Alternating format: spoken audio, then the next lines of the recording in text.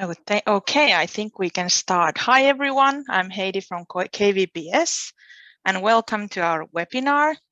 Today we have Leanne Pearman with us. Great to have you. Thank you, Leanne. And she will tell us more about her experiences in Australia. But first, Simon will say a few words. Hello, welcome to... Oh yeah, sorry, Simon, I forget. If you want to participate in the discussion, you can use the chat box or just raise your hand function. We will be monitoring the chat box. So.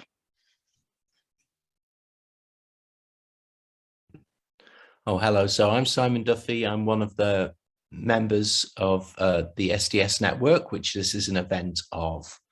And the SDS network was set up to bring together people learning about what good self-directed support looks like and how we can best influence policy making around self-directed support, but also practice around self-directed support. And this, the initial project was run or funded by the European Union Erasmus+, and we continue to get some funding from the European Union to support this project. But together, KVPS and Citizen Network have committed to try and build a platform for this work into the future.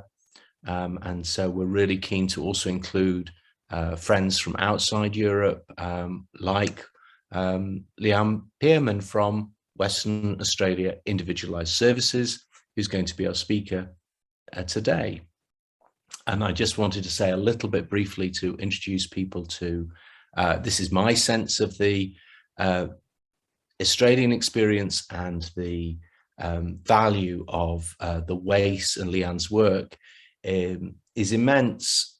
Australia is a big country broken up into states. Western Australia is obviously on the west, centered around the city of Perth, and for a long time was doing really innovative work that was leading the way in Australia, often not seemingly always picked up by their friends in other parts of Australia. And because Australia is a long way away from other parts of the world, not always being picked up by places other in the world.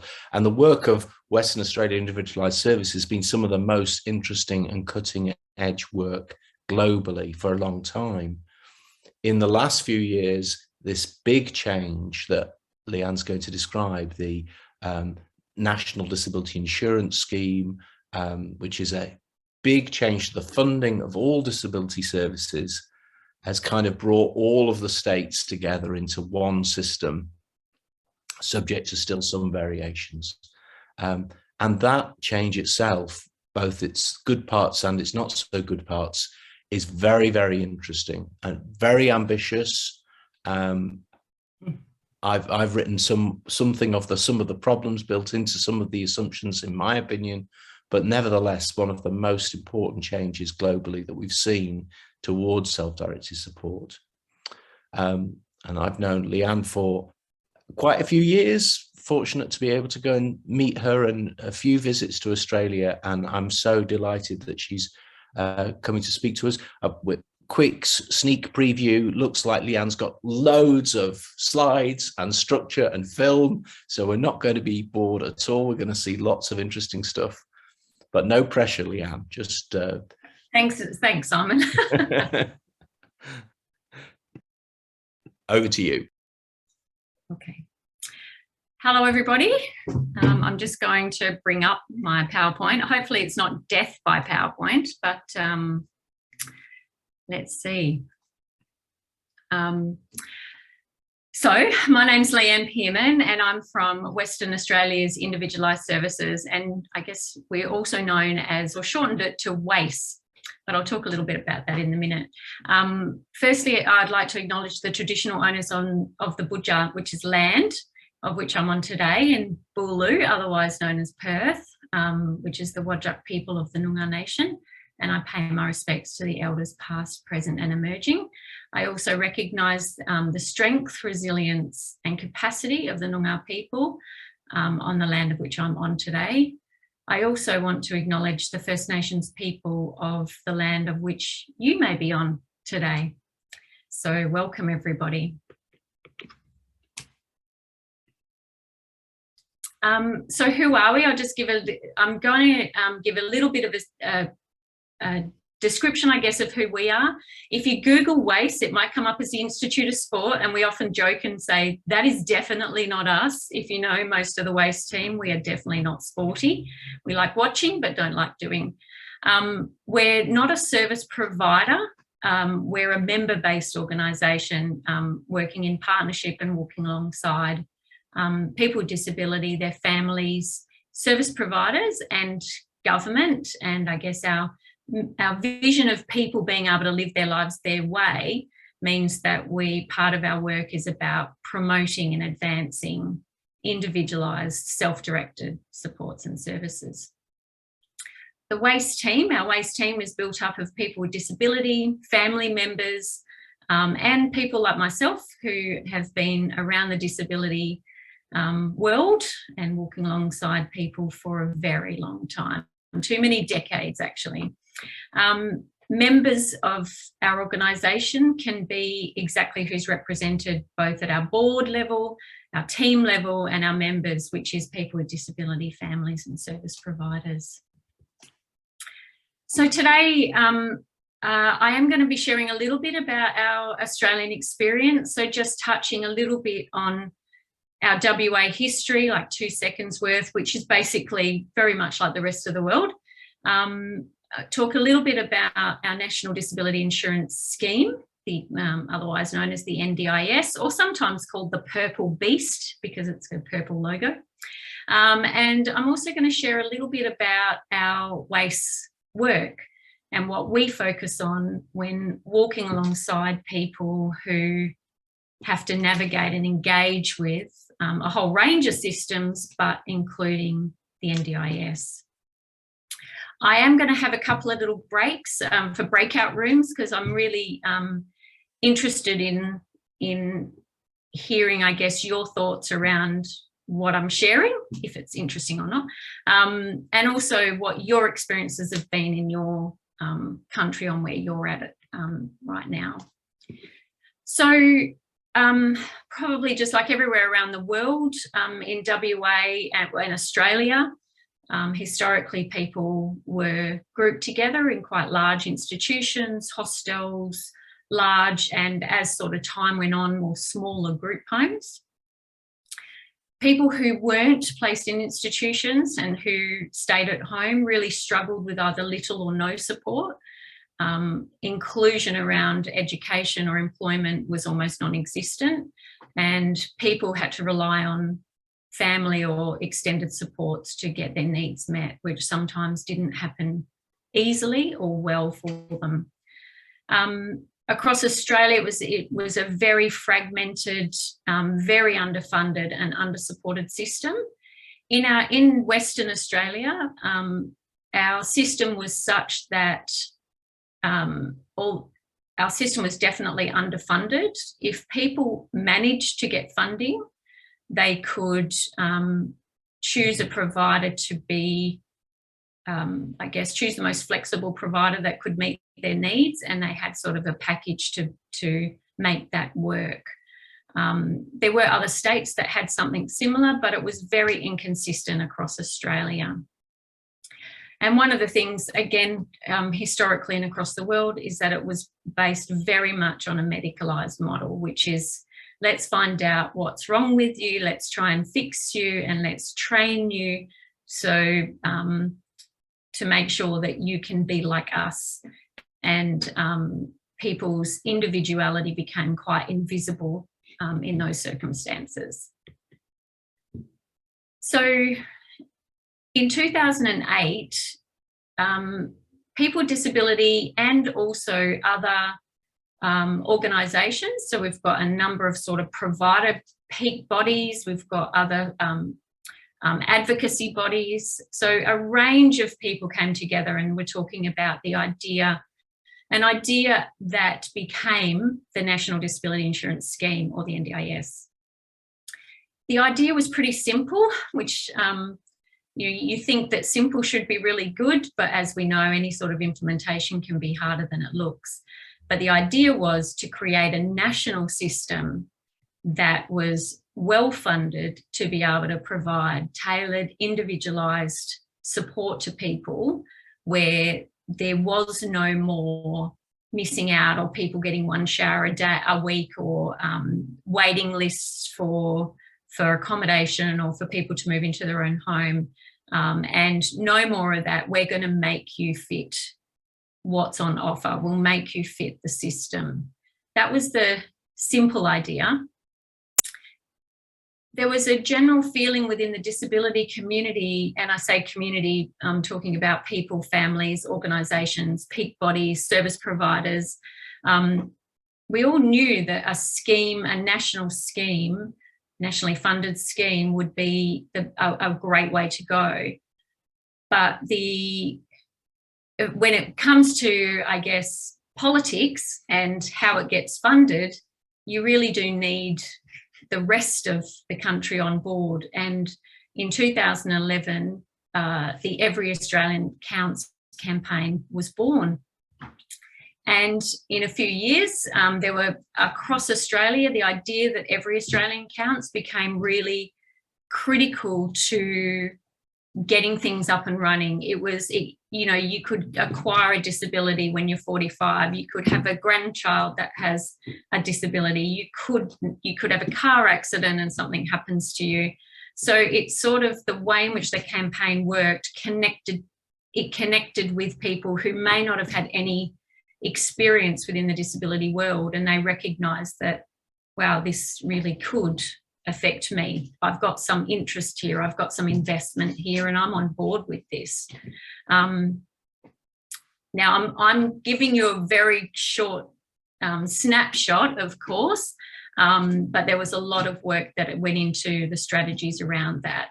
But ultimately, Australians across Australia came together and said, we definitely need this. And it ended up with political bipartisan support. So both sides of politics saying, we actually need to do this. We both need to agree that regardless of who's in power, we're going to commit to this, which was, it had been tried before a few times with politicians, sort of one agreeing and one not. So this was really the chance for Australians with a disability to get the support that they want and or need to live a good life. So in NDIS opened its doors, if you like, in 2013, and there was a range of trials across Australia, a few areas across Australia. But in 2016, other states, other parts of the country started to come on board and join the scheme. It was sort of a transitioned joining of the scheme, and our state of Western Australia, as you can see on the map, is the biggest state, and lots of regional and remote communities across our state. We joined towards late 2017, so that's not that long ago really, when we're only in the beginnings of 2022.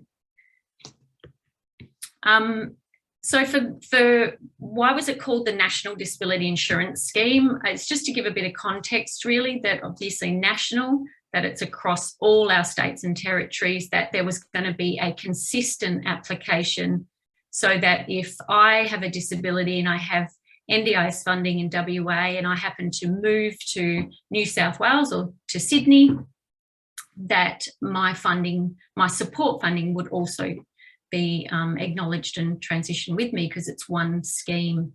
That was one benefit. Disability was that NDIS talked about providing support to people who were eligible, that had a range of, they might meet the criteria for a range of disabilities: intellectual disability, physical disability, sensory, cognitive, or psychosocial disability, which I think the scheme's getting, I guess it's moving along more in understanding impact of disability across all of those areas. NDIS also considers disability where, for early intervention, where people with a disability or children could, they may be at risk of getting a severe disability, so having some early intervention may prevent that from happening. Insurance, this is really interesting because like any sort of insurance scheme, You know, we pay insurance for our house or our car. The intention of the scheme, for the insurance scheme, is that the idea was that that money would be there if and when you needed it, or if and when or how. And so it was meant to give people themselves, but also their loved ones, some security that that's what an insurance scheme's for. If I don't need it, I won't access it. If I do need it, I'll access it. And of course, the scheme itself was looking at, I guess, the terms that NDIS use are socially and economically participating and building capacity, which they use, you know, to build skills and independence. So, you know, people getting employment, getting out of institutions, getting into their own home, becoming members of their community, becoming citizens, you know, contributing to their community, both from a financial and social perspective. So that's I guess that's the acronym explained, and that's the scheme. But the scheme is managed by, of course, an agency, a government, nationally administered, if you like, a national agency, and it's called the National Disability Insurance Agency, the NDIA. So that's a little bit about the what is the NDIS, but the vision really in the development of the NDIS and also in the intention of the NDIS is about people living good lives in their community with the opportunity to be able to build their own capacity to work, play, love, contribute, be valued, belong, and to be connected. For people to be seen as citizens, valued citizens, and not just seen as a service system recipient or a financial commodity that can be banded about. The vision was also about people are experts in their own life. It was actually, there's lots within the NDIS legislation and the Act that talks about that. And they are experts in their own life about who they are, their culture, their community, their relationships, and what matters to them. The other thing that NDIS wanted to be transparent about was that people have a really clear understanding of the resources around them. Now, I'm not just talking about NDIS funding, disability support funding, but I'm talking about other services in their community, other people in their lives, what other supports they might have. But ultimately, the vision and the catch cry, I guess, for NDIS is that for people to be able to have as much choice and control that they could possibly have. And when you think about self-direction, you know, self-direction is about us self-directing, self-determining, and that means I have some guidance and I direct this. And that was definitely one of the visions for the NDIS. And then I've put there, you know, it sounds great, half, which it is, it's fantastic. And it's just not that simple, unfortunately. Lots are simple, but some parts are just a little bit more challenging than others. So we'll break in a second, but I just want to talk through a couple of the key things around the NDIS, and you guys might have very similar ways of or processes that your own systems work. Within the NDIS, basically, once you're eligible, then you will go through what's called a planning process.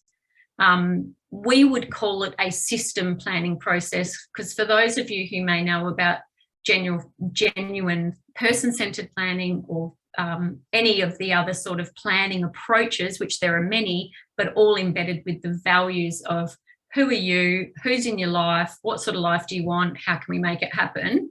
The NDIS is more around the system planning that will enact that, if you like. So this idea that on the left-hand side, you'll see what we would call planning for a good life, which is that big picture, you know, person-centered planning feeding into a system plan for NDIS. So if I'm really exploring what work I want to do and who I am, and what are my capacities and what are my strengths, then that might feed into getting some NDIS supports potentially around helping me to get employment.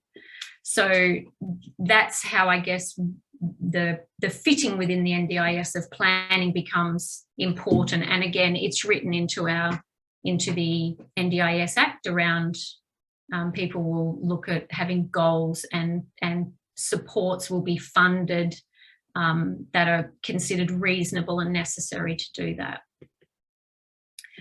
One of the really big positives that's come out of the NDIS is the ability for people to choose, once they have their funding, how they manage it. Now in WA, we've had people being able to, I guess, manage their own funds. We've had local area coordination model for a very long time. It started in WA back in 25, 30 years ago, something like that. I've lost track. So we've had a lot of people, we've got a strong culture of people being able to, I guess, manage some of the funding that they get in partnership with their local area coordinator or with a provider. The NDIS sort of flipped that to another level, if you like, to say, well, we want to make sure that if people have as much choice and control, that the money belongs and sits with them, both philosophically and also financially. So people can self-manage, which means me or someone who is my nominee or representative or someone who's acting on my behalf under, I guess, what NDIS considers as being meets that criteria. So I can self-manage it, and that means, I'll explain that in a second, I can choose a provider to manage my money, and I can plan manage, which I'll talk about in a minute, or I could get a mix of all of them, really. I can choose a provider to do some, I can self-manage other parts. That's been a very, it has been a game changer across Australia for people to be able to have that opportunity. So self-managed is where the money that I have related to the NDIS for my disability specific supports comes to me or my nominee representative. So the money can come, I'm able to know how much I've got, and then I can organise my supports, I can engage my own supports, I can recruit, I can employ, I can choose whoever I'd like to be able to carry out my services, and they don't have to be registered, which prior to the NDIS providers across Australia had to be registered providers. So if I want the guy down the street who I know that wants to do some work for me and I've got it in my plan to do it, I can choose him if I like. So that's just one small example. Plan management is more around, I really like the idea of self-management, but I'm not quite ready to do it all myself. So I've got like an intermediary that some of you may have in your countries as well, to be able to help me to pay all the invoices and to make sure that all the money's sort of on track, but I still get to choose which providers I use, how I use them, whether I engage them myself. But the plan manager does all the pays and making sure everything's good. And then of course agency managed is where I still have the money as the person with a disability. I choose a provider and the provider will invoice the NDIA directly. So I still get to choose a provider. I still get to say, I'm not having you anymore and I'm going to choose another one. But ultimately I can have a mix of all of them. So I don't know if any of you know the gorgeous Gabby Melnick in America, but she did this graphic for us from one of my drawings. And this is on the left-hand side, you'll see the National Disability Insurance Agency, which has got a plan. It's got a range of things in my plan.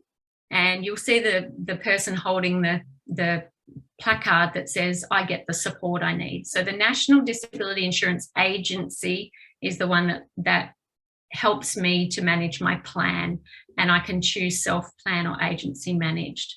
On the right-hand side, as I'm sure you guys all have, is another separate body under the NDIS, so under the scheme, but it manages the quality and safeguarding elements of the plan. So you see the placard that one's held is I get quality services. So one is about my plan and the supports that I get, and the other one's about making sure that those supports I get are of quality, and there's a whole range of things that sit around that. That's just to put into practice that there's the scheme at the top, but there's all these other things that go underneath it. So it's a very big and large piece of legislation and two very large bureaucratic agencies, because it's a national agency across a number of states and territories. So at the moment, just for info, well, this is as at June 2021, last June, there were 466 odd thousand Australians accessing the NDIS. 245 odd thousand were Australians getting support for the first time, so getting funding and funded supports for the first time, which is quite amazing. And there were about 12,000 odd children who were receiving early, I guess, childhood supports. So what we know is that the NDIS is definitely making a big difference to lots of people and lots of lives. Many people are getting the support that they need. We know that because there's many people that we're connected to, both in WA but also in Australia. They are getting some supports they need. But the NDIS isn't working well for everyone. And unfortunately, the balance of large bureaucracies can weigh heavily more towards system-centred rather than person-centred focuses. So some of the challenges with that are around extreme inconsistencies in relation to process, application of the NDIS, interpretation of the legislation, and the implementation across Australia, which has actually been when that happens, it becomes very damaging, very confusing, and very concerning for the people and the supporters, but also very challenging for NDIS to coordinate addressing, if you like, from a consistency base. So what we've seen at times is that there is a disconnect between the values and the vision of the NDIS and the intention and the outcomes for people, which can actually be quite significant. We know that there is a real risk, as the NDIS has a very, when you're looking at capacity building and you're looking at helping people to move from this point to that, there is a risk that it becomes more medicalised. It does become more about fixing you. It does become more about justifying a need to fix you. Is the need to be fixed big enough? And so there's a risk that the social model, which we've certainly been, building over many years, which is embedded in human rights and citizenship, actually gets lost. So that is a real concern. And I think in all fairness, I think the National Disability Insurance Agency also recognises that there is a risk. And so how do we work together to try and not let that happen? So I'm just going to play I'm sure some of you have seen this. I'd just like to reflect back on when I talk about person-centred versus system-centred. It's a helpful reflection because when I've watched this a number of times, Beth Mount, I'm sure you know Beth Mount.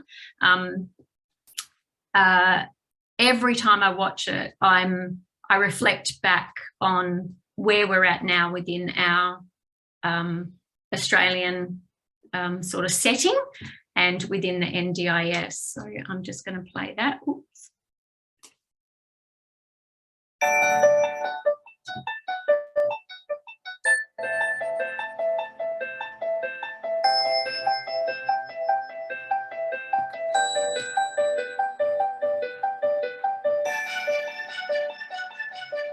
from the origin of person-centered planning, we were trying to understand and see what it looks like when we just fit people into systems and defined their needs and saw them through the eyes of what a system needs for a person to be in order to generate the funding that's required and to basically service them. And system-centered work tends to be based on a medical model, which assumes something's wrong with people, and it's the system's job to fix them. And so the system is invested in defining them in terms of their deficiencies and creating a treatment plan, and then working to help people get it right before they get to be members and be whole people in the real world. So person-centered planning offers a major contrast to that, which is to say that people don't belong to systems. They belong to themselves, they belong to their families and their communities. And if we see them in a different light by the capacities that they bring, and we understand that their communities are the place where they can contribute and be citizens, then our thinking shifts dramatically from how to fit people into systems and service them there to how do we support people to live good lives in community, and then how do we take what we need from systems and services so that services are not bad, they just tend to be wired for their own purposes, for their own self-interest. So a good person-centered planning process calls into question the way we use services and invites us to really change the way most of our services are configured to be more responsive to the people and the way that they want to live in the communities that they're in. Contact us for more information. So I just want, if we could just go to the breakout groups, I think it'd be really interesting to just hearing a little bit about our Australian system before I go on to some of probably the hard stuff. Just what's coming up for you, what's been interesting, how is it aligned with what system you've got, how alike is it, how different is it? And I will ask Heidi to sort those breakout rooms, please.